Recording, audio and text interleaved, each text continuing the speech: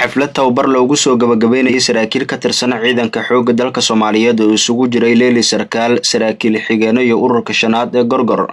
Ciidanka xoogga dalka Soomaaliyeed waxaa lagu qabtay dugsiga tababarka ciidanka ee Turksom oo ay walaalaha Turkiga dalka ka hirgeliyeen kaas oo muddooyinkii dambe saraakiishan ay tababar kala duwan ku qaadanayeen. gudoomiyaha golaha shacabka ee baarlamaanka Jamhuuriyadda Federaalk ee Soomaaliya mudane Maxamed Mursal Sheekh Cabdiraxmaan, wasiirka gaashaandhigga dalka, safiirka Jamhuuriyadda Turkiga u fadhiya Soomaaliya, taliyaha ciidanka xoogga dalka, taliyihii hore ee ciidanka xoogga dalka, taliyayaasha qaybaha kala duwan ee ciidanka xoogga dalka Soomaaliyeed, saraakiil iyo diblomaasiyiin ka socotay walaalaha Turkiga iyo marti sharaf kale ayaa ka soo qayb galay goobta abaalmarinta iyo shahaadooyinka qalinjibinta lagu guddoonsiinayay saraakiishan.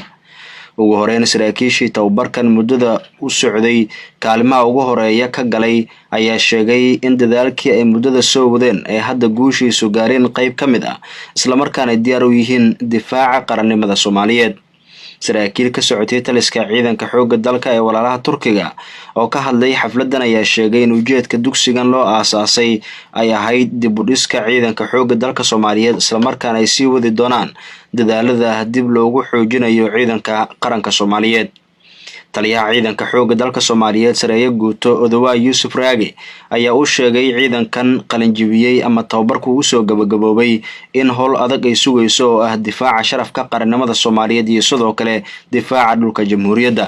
saraakiil xigeenka iyo dableyda maanta hortiina taagan ee qalin jabinaya waxaan aaminsanahay inay qayb weyn ka qaadan doonaan dib u dhiska ciidanka xoogga dalka Soomaaliyeed, dardargelinta iyo kamira dhalinta amniga dalka, horumarinta iyo sugidda dhammaan mas'uuliyadii ciidanka xoogga dalka Soomaaliyeed saarneeday.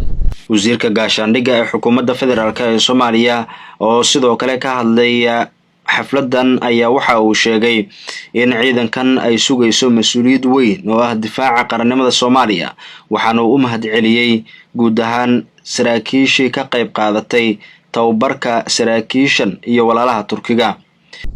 ururka shanaad ee guutada Gorgor oo aan maanta sagootinayno si ay u soo qaataan tababarka takhasuskooda ayna ugu soo qaataan dalka walaalana ee Turkiga.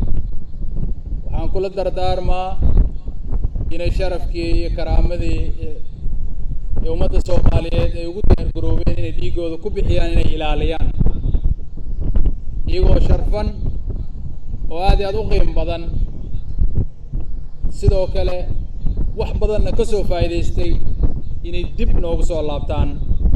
ilaahay idinkiisa waxaan idin rajaynaynaa idinkoo caafimaad qaba inaad soo laabataan.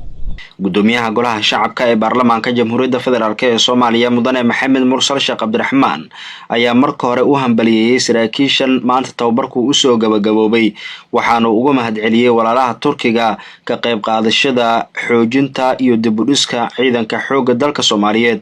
waxaana saraakiishan gudoomiyaha u sheegay inay yihiin mustaqbalka dalka Soomaaliyeed isla markaana mas'uuliyad weyn ay ka saaran tahay difaaca qarannimada Soomaaliya.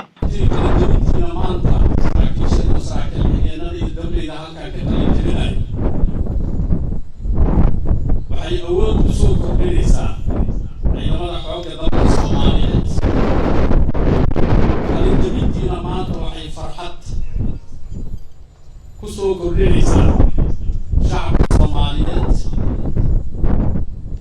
waa la socotaan shacabka Soomaaliyeed waxyaabaha muhiimsan oo maanta ay ka fikirayaan waa amni.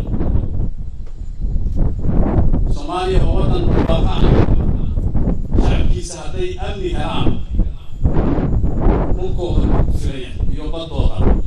ugu dambeyntii saraakiishan oo la guddoonsiiyay shahaadooyinkii ay mutaysteen muddadii tababarku ay qaadanayeen ayaa sidoo kale la guddoonsiiyay awaalmarino loogu talagalay saraakiisha kaalimaha hore ka galay tababarkan muddada socday.